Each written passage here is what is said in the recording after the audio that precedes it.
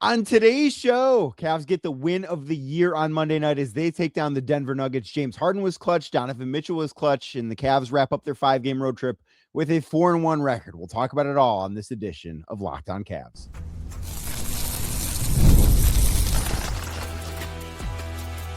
You are Locked On Cavs, your daily Cleveland Cavaliers podcast. Part of the Locked On Podcast Network, your team every day.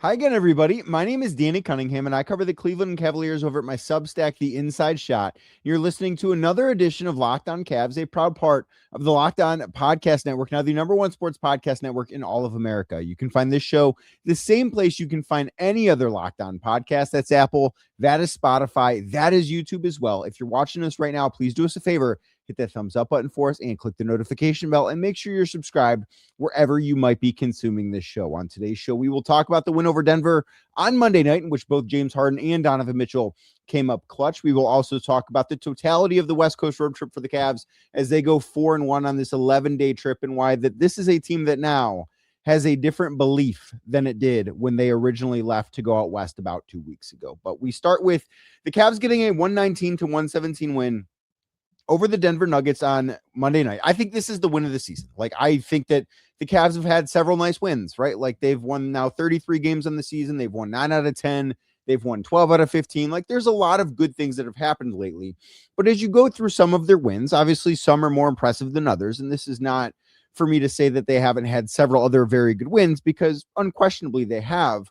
But this, to me, is the most impressive one that they've had for several different reasons. One, the Denver Nuggets are a very, very good basketball team, and Denver has dealt with injuries, no question about it, but the Nuggets have, in my opinion, the best player in the world, Nikola Jokic, on the floor, played 35 minutes or whatever it was in this game. Like, he is just at a different level, I think, than anybody else playing the game of basketball right now. They have Jamal Murray, who's been very, very good this season. Not the best guard in this game, but been very, very good this season. They're playing at home. The Cavs are in the fifth and final game of an 11-day West Coast road trip. Like, I thought for most of this game, and a big part of the reason why I'm so impressed with this win is I thought it would have been really easy for this Cavs team to, at the start of the fourth quarter, let go of the rope. Nobody would have blamed them. I think everybody, if you're watching or listening to this show, if the Cavs would have, when they were down by 11 in the fourth quarter, if they would have just lost this game by like 8 points, I think the feeling probably would have been they played hard. It didn't go their way. They didn't shoot well. The Nuggets got to the free throw line a ton. Like, there could have been things to be upset about, but I think the totality of the road trip still would have been a positive one.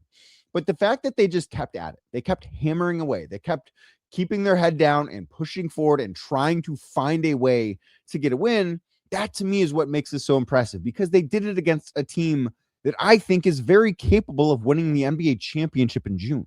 Like, that is a team, if the Denver Nuggets win the finals in June, I wouldn't be surprised. And the Cavs went into their building while they were exhausted, while they are a new team where they have not had a practice yet with James Harden. And they went in and they found a way to come back from down 11 points in the fourth quarter to get a win. And that to me just really stands out, because this is something that I don't want to say the Cavs were not capable of earlier this season, because we've seen the Cavs in far more often than not, when we would see the Cavs trailing the way they were at the start of this fourth quarter, they would make a comeback and then it's not enough. They couldn't find a way to get over that hump, but they found a way to get over the hump in this game.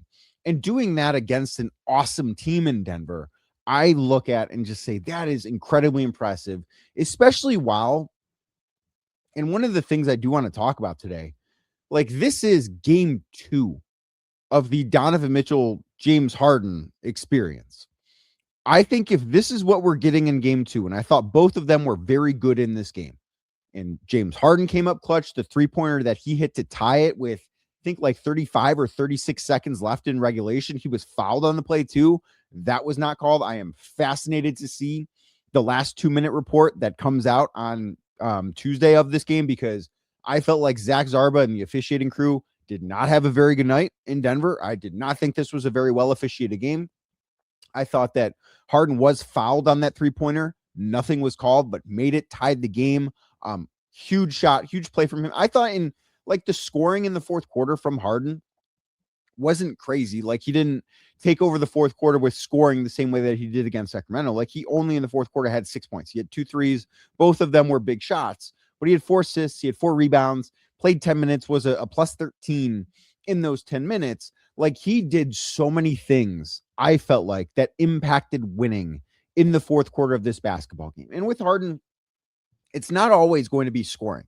Like, I do think that in the 2 games that he's played for the Cavs, he has shown himself. And if you are not familiar with James Harden, like if you are a Cavs fan that maybe you are a Cavs fan that your only experience with watching James Harden has been when James Harden has played the Cavs. And then for the most part, other than that, or maybe watching the playoffs, he could be a guy that's kind of out of sight, out of mind. And there's no shame in that. Like, I completely get that type of, viewing experience.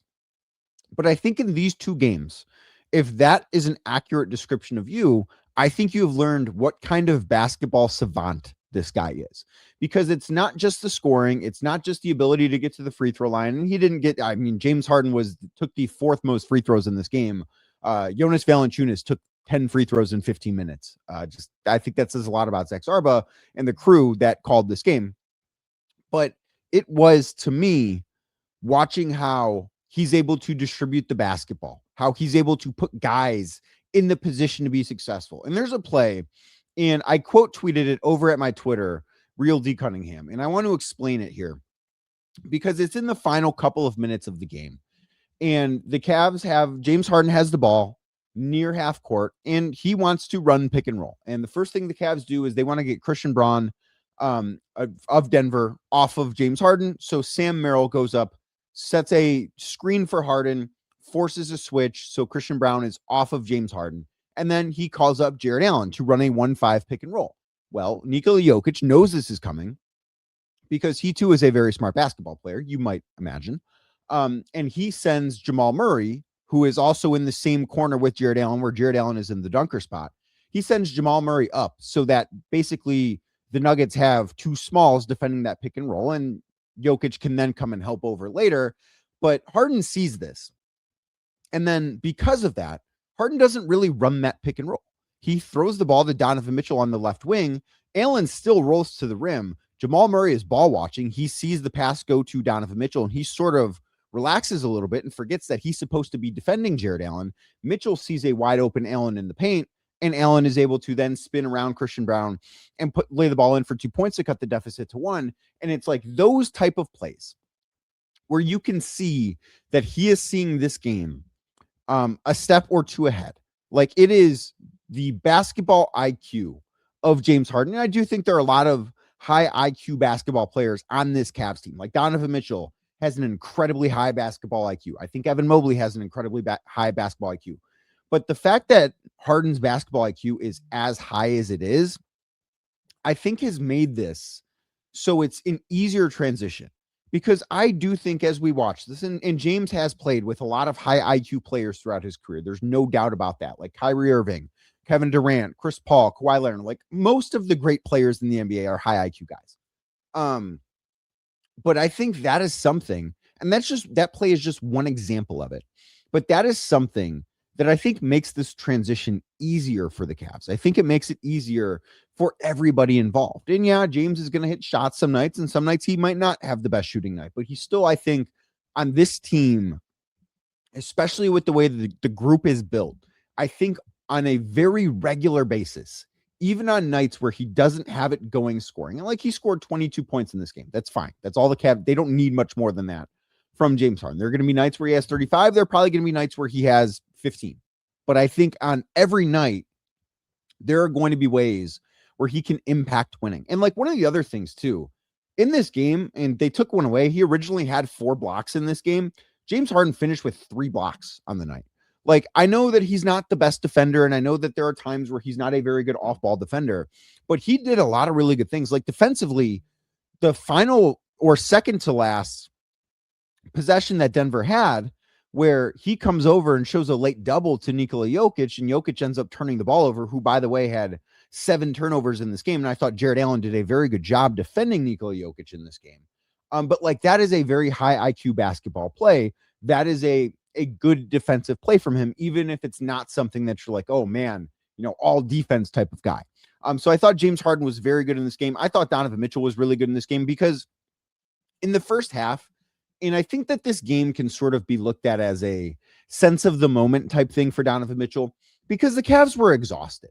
Like, part of the reason why this is such a impressive win for the Cavs, the free throw disparity, which to me, was it a greatly officiated game? No, but the Cavs I also thought were at times a step slow. And when you are a step slow at times, you're going to foul more because you're going to be reaching more, right? Like, that's part of it. So with that, I thought, okay, they're, a step slow. They're losing the 50-50 battles to the Nuggets in a lot of different instances. And this, to be clear, was not like, Denver just wants this more. That's not what it was. It was the Cavs looked exhausted. And I think Donovan could sense that. And that's why the first half that he had, in which he was awesome. I think he had 18 points, probably could have had 25 with some of the looks that he missed. But he goes out and he's able to keep the Cavs within shouting distance. And I thought that was a really important thing. Because again, if the Cavs would have lost this game because of all the things that went wrong, I don't think anyone would have blamed them, right? Like, because it was not an effort thing. It was just don't know how much gas is in the tank. But for Donovan in the first half to go out there and have 18 points when the Cavs sorely needed it, like, he was, to me, without question, the best player on the floor in the first half of this game. He was. And I thought that was really, really important. And in the third quarter too, to just like keep the Cavs close. He had 10 points in the third quarter when the Cavs really needed it, partially because they were not shooting the ball well from beyond the arc. The Cavs as a whole, they were 15 of 45. It's 33%. Like, they did not do a great job making shots. They're going to have, and I thought that was, again, a sign of tired legs at the end of the road trip.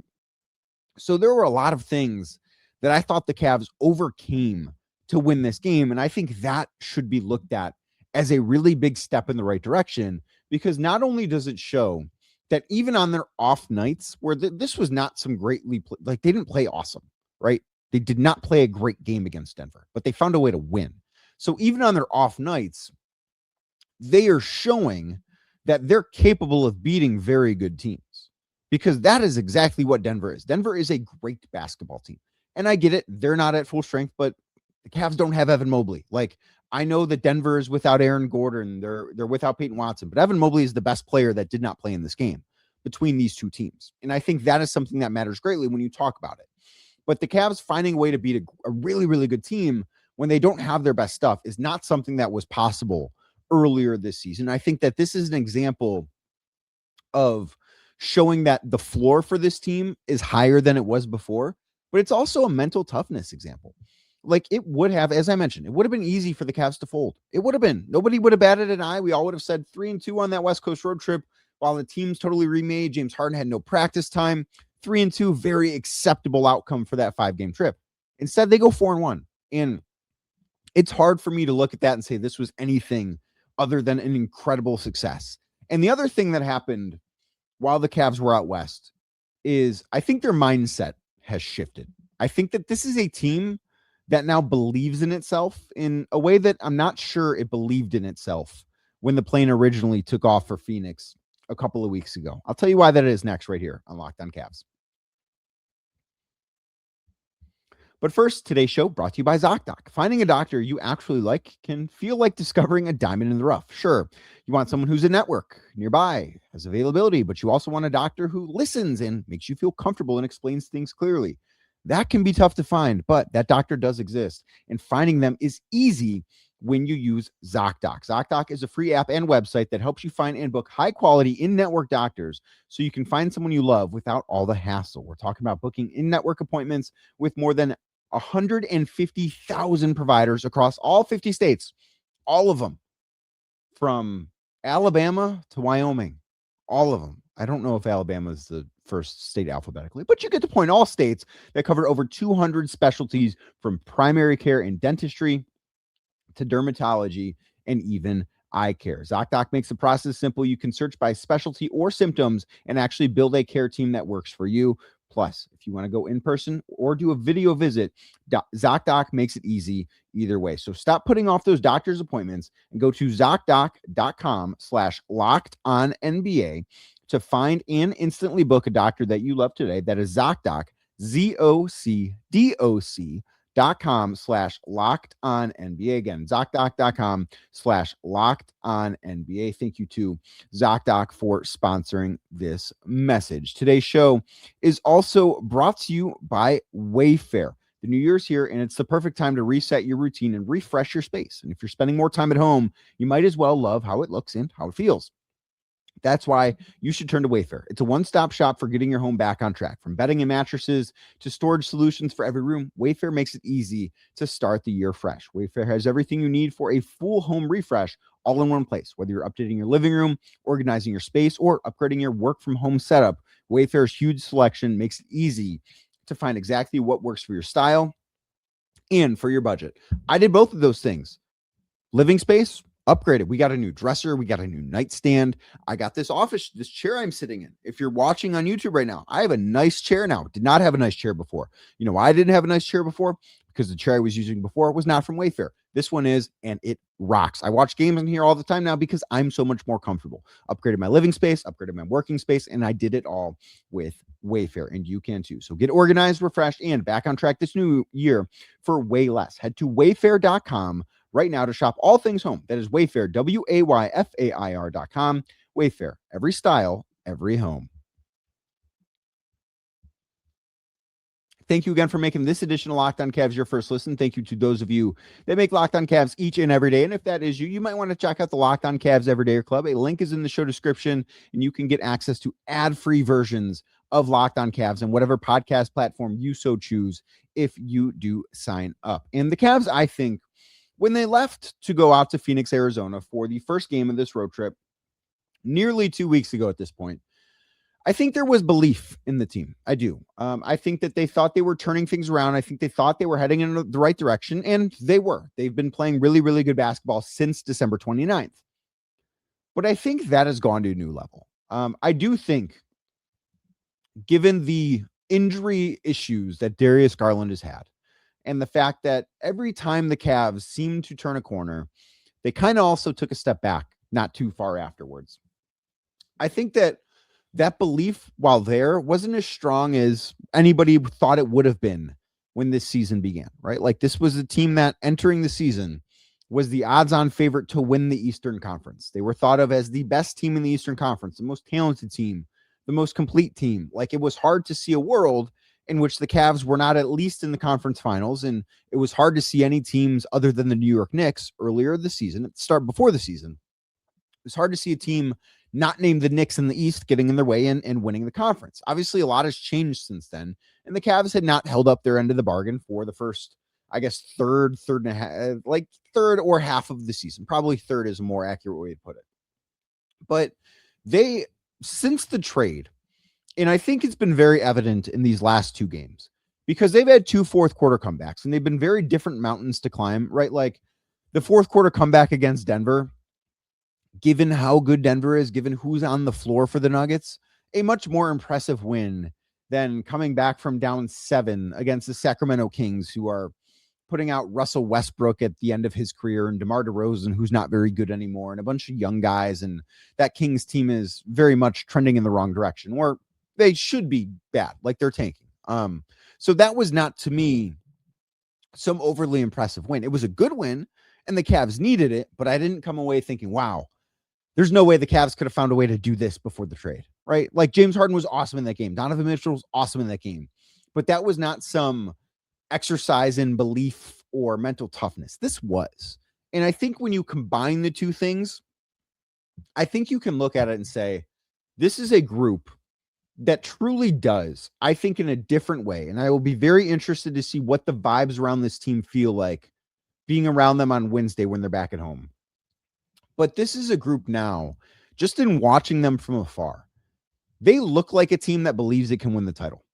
And I'm not sure that they truly believed they could win the title before this trade, because at some point it felt like maybe the other shoe's just going to drop, or maybe this group is not actually going to be as good as anybody thought it would. And I think that it would have been fair to look at things and say, maybe last year where the Cavs went 64 and 18, maybe that was just a fluke. I don't know that you could have proven that wrong. And yes, health had a lot to do with it. Darius Garland not being healthy was a big part of the Cavs' struggles this season. But now this team looks rejuvenated. They look like they've been revived. They have a different type of energy where they didn't let go of this rope. I think that this is a team right now that it's going to be, I know I've used December 22nd at times as like the date of when we should have really started evaluating the Cavs, which, hey, that win over Charlotte looks a lot. Both wins they've had over Charlotte look a lot better now. And they will see Charlotte again right after the break. And that Hornets team might have a couple guys suspended. But like they've been good, but it feels different now. They feel to me like a team that truly doesn't ever think it's out of it. And I think a lot of that is because of Donovan Mitchell. And Donovan was good in this game. He wasn't great in this game. He's had better games this year, certainly, than what he had against Denver on Monday night. But I think a big part of it is he knows that he doesn't have to do everything himself. Now, should he still be the closer for the Cavs? Yes. Should he still be the guy that Cavs fans want the basketball to be in his hands when the game is on the line? I absolutely believe so.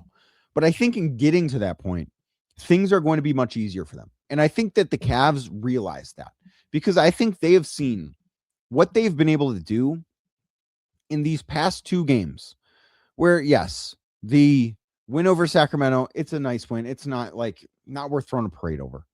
But this win too, like when you look at what they've been able to do against a really good team, while not having a practice with James Harden yet, only having basically game reps. And there are reasons why it works. And there are a lot of things that need to be hammered out. Like right now, don't love the fact they're playing a ton of 4-guard lineups. I think that's part of the struggle with rebounding the basketball and why they have at times in these past two games struggled. Those things will get ironed out and the Cavs will get healthier at some point. But I look at this and say, this is a team now that I think we have watched in real time. I think these last two games, because when and I guess even you can look at the game against the Clippers after the trade was made and just watched how they dismantled LA, and the Clippers have won a couple of games since then too. So I think that win actually looks a little bit better, all things considered. But I think you can look at this stretch as a team realizing in real time that, oh, the ceiling is higher than it was. Like that went from a team that we all thought prior to the season could contend to win the title. And then the season went how the season went. And a lot of people lost belief, and rightfully so. Like, why would you believe that a team that was almost 500 when the calendar flipped to 2026 was a championship contending team? And they've gone on this run and they deserve credit for it. But now I think that we have watched them over the course of these past 3 games. We've watched them learn in real time. Oh, we are a team that can go out and win a championship. There's a belief in this group right now that I don't think there was prior to it. Not to say there was no belief. That's not true. That's not fair. But there's more belief than there was. There's belief, I think, watching this team from afar. And again, I'll be very interested when I'm around the team on Wednesday, when they play at home, when they have a shoot around, to see what the vibes are like, to see how things have changed, because it's going to be drastically different from the last time the Cavs were at home, because this is a very different team than the team that took the floor against the LA Lakers last time we played a home game. But I am very interested to see what the vibes are. I'm very interested because, to me, watching them from thousands of miles away on a television screen, it looks like they believe in a different way. I mean, this was a game in which the Cavs trailed by 11 points in the fourth quarter. They trailed in total for 42 minutes and 37 seconds. Now, they had done that at times this year, but they had done that against like the Washington Wizards. Doing this and finding a way to win against the Denver Nuggets, to me, shows a much different level of belief in this team. And I think that this is a group that is trending in the right direction, and we are going to see go on a tear when the All-Star break ends next week. Now, they've got one more game before the break, but I do want to talk about the West Coast trip as a whole, because I think going 4-1 on that trip, given all the changes, that gets an A+. We'll talk about why next, right here on Locked On Cavs. But first, today's show brought to you by TurboTax. Tax season doesn't have to take over your life, and this year TurboTax is making it easier than ever to just hand things off and move on with your day. With TurboTax full service, you can have your taxes done for you by a trusted local expert, start to finish, without the stress or the guesswork. Instead of spending hours trying to figure out forms, you can meet with a local TurboTax expert in person, or you can connect online. They handle everything: W-2s, self-employed forms, everything in between. They'll work to get you every deduction that you could possibly imagine. And you can upload your documents, go about your day, and get updates right in the TurboTax app. It's a huge time saver, and it gives you real peace of mind knowing that an expert is handling your taxes for you. So for a limited time, you can have your taxes done by a local TurboTax expert for just $150 all in. If a TurboTax expert didn't file for you last year, all you got to do, file by February 28th. Take taxes off your plate and get back to your life. Visit TurboTax.com/local. That is TurboTax.com/local to book your appointment today. Thank you again for making today's edition of Locked On Cavs your first listen. Thank you to those of you that make Locked On Cavs your first watch or listen every single day. Please make sure you're subscribed wherever you are consuming this show. It does really help out and makes it so that I can go on road trips like the one I'm going to be going on after the All-Star break when the Cavs go to Charlotte and Oklahoma City. But I do want to talk about the road trip that just concluded. So this was the longest road trip of the season for the Cavs, both by number of days on the road, 11, and games away from home consecutively at 5. They go 4-1. They dropped the first game of the trip to the Phoenix Suns, which feels like it was eons ago at this point. Like I struggle to even remember that game. It was that long ago. I'm joking, but like it does feel like it was a long time ago. And then they respond by winning 4 straight games and totally turning the team over, right? Darius Garland was on the team at the start of the trip, not on the team now. DeAndre Hunter, Alonzo Ball were on the team at the start of the trip, not on the team now. And this is a group, as I explained last segment, that I think has a different belief. And part of it is they've been the best team in the NBA for a month and a half now. So since December 29th, the Cavs are 16-5. No other team has a winning percentage that good. No other team has 16 wins. They've been the best group in basketball. I think that's shown. They're 12-3 in their last 15 games. That's the best mark in the NBA. They're now just a game and a half back of second place. That's an important thing to denote here. And I do think that they will catch both Boston and New York. They have one game remaining with both of those teams left.